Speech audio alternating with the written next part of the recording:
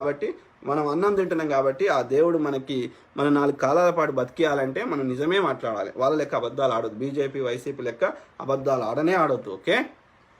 So ఇక last పంచ ప్రభాకర్ గురించి మాట్లాడాలి. వాడంత దరిద్రుడు, వాడు ఒక సంస్కృతి లేదు. వాడు ఎన్ఆర్ఐ అని చెప్పుకుంటున్నాడు. ఎన్ఆర్ఐలు ఇజ్జత్ తీస్తున్నావు పంచ ప్రభాకర్.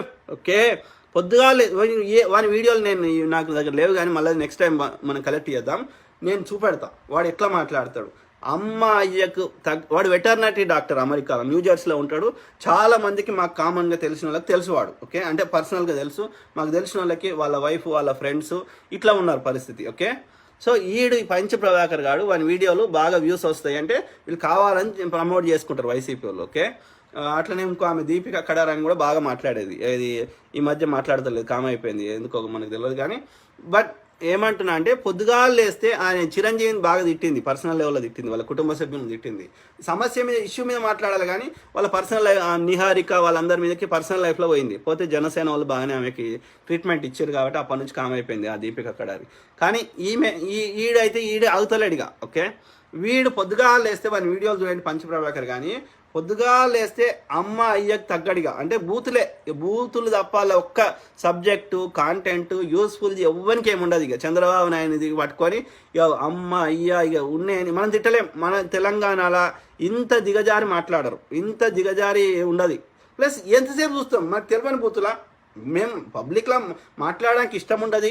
అది మనం నోరుని మన దేవుడికి ఇచ్చింది మంచి అన్నం తినడానికి, లేదంటే మంచి మాటలు మాట్లాడడానికి, మన మాటల ద్వారా ఎదుటోళ్ళకి ఒక ప్లెజెంట్ వాతావరణం కనిపించడానికి, లేకపోతే ఒక సమస్య మీద మాట్లాడడానికి ఇచ్చారు. కానీ పొద్దుగాలు లేస్తే ఈ యొక్క అశుద్ధమైన పనులు, అశుద్ధమైన మాటలు, అశ్లీలమైన మాటలు మాట్లాడితే కాదు మిత్రులారా. ఇప్పుడు ఆ వీడియోలు మహిళలు కానీ, చిన్నపిల్లలు కానీ, వృద్ధులు కానీ, ఒక ఏజ్ పైబడిన వాళ్ళు అందరు చూస్తారు కదా. ఈ సెన్సార్ ఏమి ఉండదు కదా ఈ సోషల్ మీడియాలో, రైట్? అవునా కదా?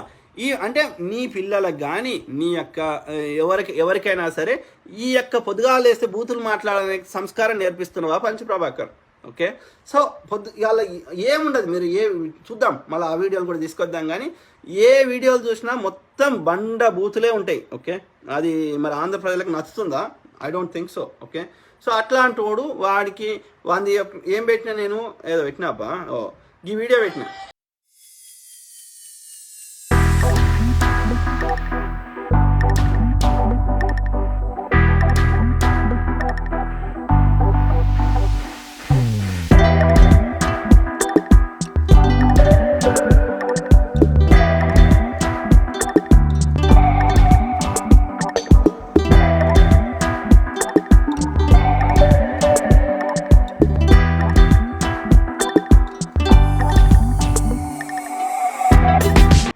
సో ఆ వీడియో ఒకటి షేర్ చేసిన, అదేవిధంగా ఇంకోటి ఇదొకటి షేర్ చేసిన. ఓకే.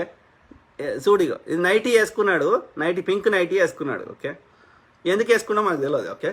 సో ఆ లక్షణాలు చూస్తే అయితే తేడా అయితే కనిపిస్తున్నాయి మనకి. ఓకే. సో ఇప్పుడు మనం అంత స్థాయికి దిగజారి మాట్లాడాల్సిన అవసరం నాకు లేదు సాధారణంగా. ఓకే. అంత నాకు దిగజారి ఆయన అంత హీరో చేయాల్సిన అవసరం కూడా నాకు లేదు. ఓకే. కానీ వాళ్ళ అరాచకాలు ఎక్కడ ఆగుతలేవు. ఓకే. మంచోళ్ళని మాట్లాడిస్తలేరు, బతకనిస్తలేరు. కాబట్టి నేను చెప్పాల్సి వచ్చింది. వానికి ఎన్నో కాలింది. ఓకే.